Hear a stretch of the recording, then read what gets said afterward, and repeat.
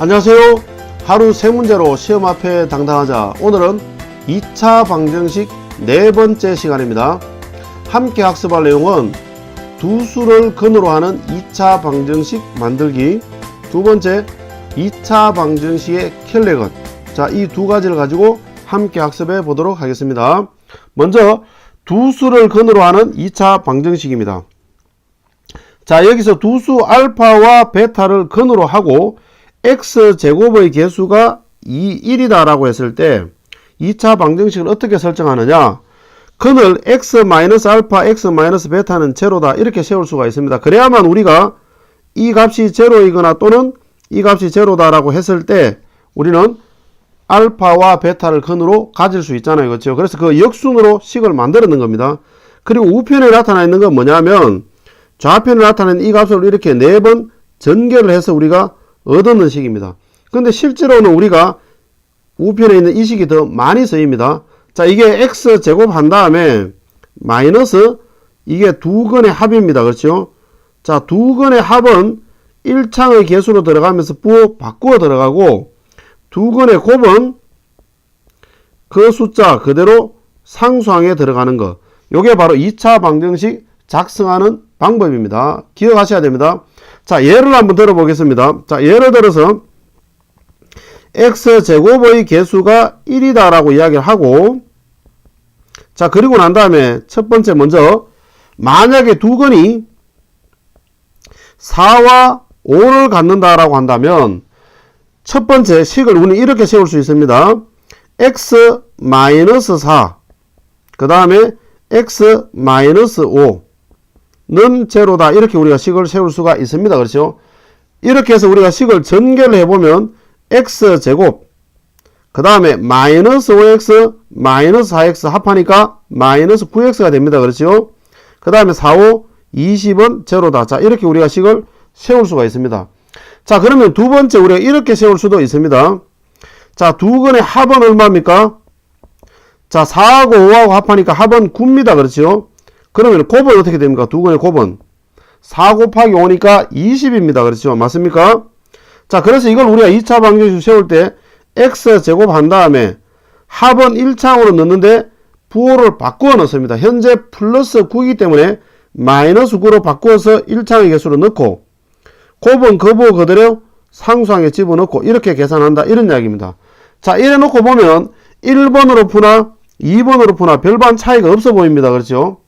자, 그런데 우리가 실제로 문제를 풀 때에는 우리가 고등학교 과정에서 응용 문제들을 풀 때에는 1번처럼 주어져 있는 이 식이 필요한 것이 아니고 전개된 이 2차식이 필요해 가지고 이걸 가지고 푸는 문제들이 많습니다. 그러면은 필연적으로 이렇게 전개를 해줘야 되는데 예를 다시 한번 더 들어보겠습니다. 만약에 두 근이 4 마이너스 루트 15하고 4 플러스 루트 15다. 만 이렇게 지워져 버리면 어떻게 되느냐? 그러면은 첫 번째 방식으로 하면 어떻게 되느냐 하면 얘는 x 부호 바꿔서 마이너스 4 플러스 루트 15 그 다음에 x 마이너스 4 마이너스 루트 15. 자, 그런데 이게 필요한 것이 아니고 전개된 식이 필요하다 그래 버리면 제한된 시간 시험 치는 시간 중에 이거 일일이 전개하고 있으면 정말로 깝깝하거든요. 그래서 이렇게 하면 시간이 너무 많이 걸리는 겁니다. 그래서 우리는 두 번째 방법을 쓰는 겁니다. 바로 뭐냐? 두 근의 합을 구하면 뭐가 됩니까? 자, 두 개 합하면 8이 됩니다. 그렇죠? 맞습니까? 자, 그럼 두 근의 곱은 어떻게 됩니까? 두 개 곱하면 합차 공식이 됩니다. 그렇죠? 4 마이너스 루트 15, 4 플러스 루트 15니까 합차로 곱하면 16 마이너스 15니까 1이 됩니다. 그렇죠? 이해됐습니까? 그럼 2차 방정식은 x제곱 합은 부호 바꾸어서 1창의 개수로 넣으면 마이너스 8x 곱은 그 부호 그대로 상수항에 집어넣으면 플러스 1 이렇게 바로 식을 세워서 이 식을 정리해서 이용해서 문제를 푸는 겁니다. 자, 그러면은 1번 열심히 우리가 이렇게 전개를 하면 2번처럼 나와요. 그래서 우리가 고등학교 과정에서는 2번처럼 이 식이 2차 방정식 세우는 게 훨씬 더 중요하게 쓰입니다. 그래서 여러분들 1번 해놓고 전개하는 방식 쓰지 말고 2번 하는 이 방식으로 여러분들 연습을 해 두시길 바랍니다. 자, 그러면은 예제 1번으로 한번 넘어가 보겠습니다. 자, 예제 1번에 2차 방정식의 두 근을 알파, 베타라고 했을 때 알파분의 1과 베타분의 1을 두 근으로 하고 x제곱의 개수가 2다라고 했습니다. 자, x제곱의 개수가 2가 되는 2차 방정식을 구하라. 자, 이렇게 나와 있습니다. 자, 그럼 이번에 첫 번째 먼저 근과 개수와의 관계에서 두 근의 합을 구해 보겠습니다. 두 근의 합은 알파 플러스 베타는 마이너스 a분의 b가 되니까 마이너스 1이 됩니다. 그렇죠? 자, 그럼 두 근의 곱은 a분의 c 1분의 2니까 2다 이렇게 우리가 구할 수가 있습니다. 맞습니까? 자, 그럼 이번에는 우리가 알파분의 1과 그 다음에 베타분의 1 이걸 두 근으로 하는 2차 방정식을 한번 작성해 보겠습니다. 그럼 먼저 합을 구해 보겠습니다. 합. 자, 두 근의 합을 구해 보면 알파분의 1 더하기 베타분의 1입니다. 자, 통분하면 어떻게 됩니까? 알파 베타분의 알파 더하기 베타 이렇게 나오겠네요. 그렇죠? 자, 알파 베타는 2고 그 다음에 알파 플러스 베타는 마이너스 1입니다. 맞습니까? 자, 그럼 이번에 두 번째 곱을 한번 구해 보겠습니다. 곱을 구하면 알파분의 1 곱하기 베타분의 1이니까 알파 베타분의 1 이렇게 바로 쓸 수 있겠네요. 그렇죠? 자, 2분의 1이 됩니다. 맞습니까? 자, 그럼 2차 방정식을 작성할 때 x제곱 한 다음에 합은 1창의 개수로 넣긴 넣되 부호를 바꾸어 넣는다 그랬습니다. 마이너스 2분의 1이니까 플러스 2분의 1로 넣는 겁니다. 이렇게. 됐습니까? 그리고 난 다음에 곱은 그 부호 그대로 상수항에 집어넣으면 된다 그랬습니다. 맞습니까? 자, 이 상태에서 x제곱의 개수가 2가 되도록 하라 그랬으니까 어떻게 하면 됩니까? 여기에다 곱하기 2를 해주면 되는 겁니다. 이해됐습니까? 자, 그럼 우리가 원하는 답은 어떻게 되느냐? 2x제곱 플러스 x 플러스 1은 제로다. 요게 우리가 원하는 답이 되겠습니다. 이해됐습니까? 자, 예제 2번으로 한번 넘어가 보겠습니다. 자, 예제 2번은 2차 방정식의 두 근의 합이 6이다. 곧 다시 말해서 알파 플러스 베타가 6이다. 자, 이런 이야기를 하고 있습니다. 자, 그랬을 때에 2차 방정식 f5x-7은 제로의 두 근의 합을 구하라. 자, 이렇게 나와 있습니다. 자, 그럼 여기서 우리가 두 근을 알파와 베타라고 한다면 fx를 우리가 이렇게 설정할 수가 있습니다. x-알파, x-베타. 자, 이렇게 설정할 수가 있겠죠. 이렇게. 그래서 우리가 이게 제로가 되어졌을 때 이 값이 제로이거나 또는 이 값이 제로다라고 해서 우리는 알파, 베타를 구했던 거라고 해석할 수가 있잖아요. 그렇죠?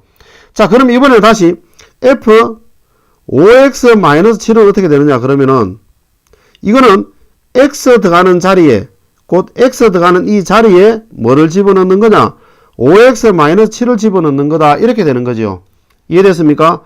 그러면은 5x-7 마이너스 알파 그 다음에 5x-7 마이너스 베타. 자, 이렇게 표현할 수가 있습니다.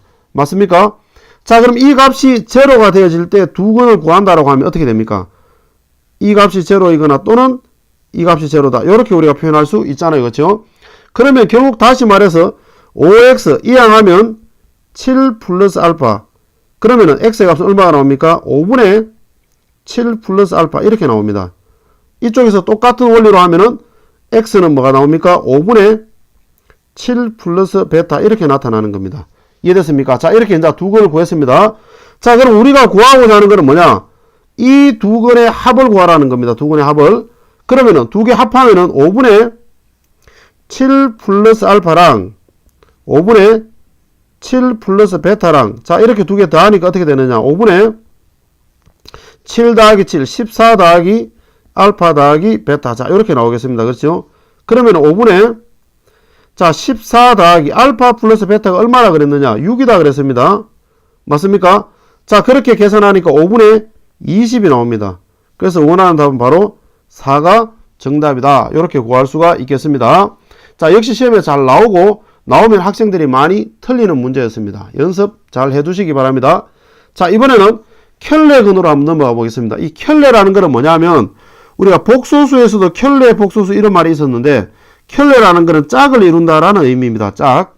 자, 한번 읽어보겠습니다. 2차 방정식이 주어졌을 때 A, B, C, P, Q가 유리수이고 Q는 0이 아니며 루트 M이 무리수라고 했을 때 P 플러스 Q 루트 M이 한 근이면은 다른 한 거는 자동으로 P-Q 루트 M이 된다. 이런 이야기입니다. 서로 부호가 바뀌면서 루트 앞에 부호가 바뀌는 겁니다. 자, 그럼 이렇게 부호가 바뀌면서 근이 된다. 왜 그러냐 하면 근의 공식 때문에 그런 겁니다. 자, 근의 공식을 보면 x는 2a분의 마이너스 b 플러스 마이너스 루트 b제곱 마이너스 4ac 공식이 이렇게 나오잖아요. 그렇죠? 그러니까 플러스 마이너스로 짝을 이루면서 근이 나타나기 때문에 그런 겁니다. 자, 그래서 p 플러스 q 루트 m이 한 근이면 다른 한 근은 자동으로 p 마이너스 q 루트 m이다. 기억하시면 되는 겁니다. 역시 마찬가지로 두 번째 a, b, c, p, q가 실수이고 q가 0이 아니면 p 플러스 qi가 한 근이면 다른 한 근은 자동으로 p 마이너스 q1이다. 자, 그럼 p 마이너스 qi다. 그래서 짝을 이룬다 라고 해서 우리가 켈레근이라고 이야기를 한다. 그래서 여러분들 기억하셔야 됩니다. 자, 그러면은 예제 3번 한번 풀어보도록 하겠습니다. 자, 역시 시험에 잘 나오는 겁니다. 자, x제곱 플러스 ax 플러스 b는 제로의 한 근이 3 마이너스 루트 2일 때 유리수 ab라고 이야기를 했습니다. 자, 개수가 유리수라고 했습니다. 만약에 개수가 유리수가 아니면 켈렉은 적용 안 받습니다. 적용이 안 됩니다. 자, 그럼 유리수 ab라고 하니까 우리 다른 한근은 3 플러스 루트 2는 다른 한근이 되겠구나 라고 우리가 생각할 수가 있는 겁니다. 자, 그럼 결국 뭐냐? 다시 두 근은 그럼 결국 뭐가 되느냐? 3 마이너스 루트 2하고 그 다음에 3 플러스 루트 2하고 자, 이렇게 되어진다. 이런 이야기입니다. 됐습니까? 자, 그럼 여기서 우리가 두 근의 합을 한번 구해 보겠습니다. 자, 두 근의 합을 구하면 어떻게 됩니까? 6이 되겠네요. 그렇죠? 자, 두 근의 곱을 구하면 어떻게 됩니까? 곱을 구하면 3 마이너스 루트 2, 그 다음에 3 플러스 루트 2. 자, 합차니까 합차로 계산하면 3, 3은 9, 마이너스 2. 자, 7이 나오네요. 그렇죠? 맞습니까? 자, 이걸로 2차 방정식을 한번 세워보겠습니다.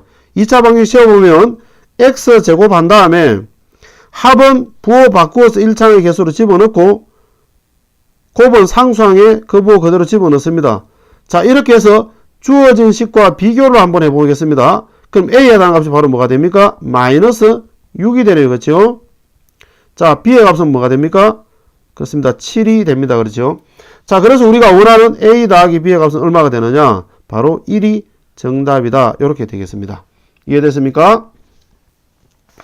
자, 이어지는 확인학습을 통해서 지금까지 내용을 다시 한번 복습해 주시기 바랍니다. 오늘은 여기까지입니다. 감사합니다.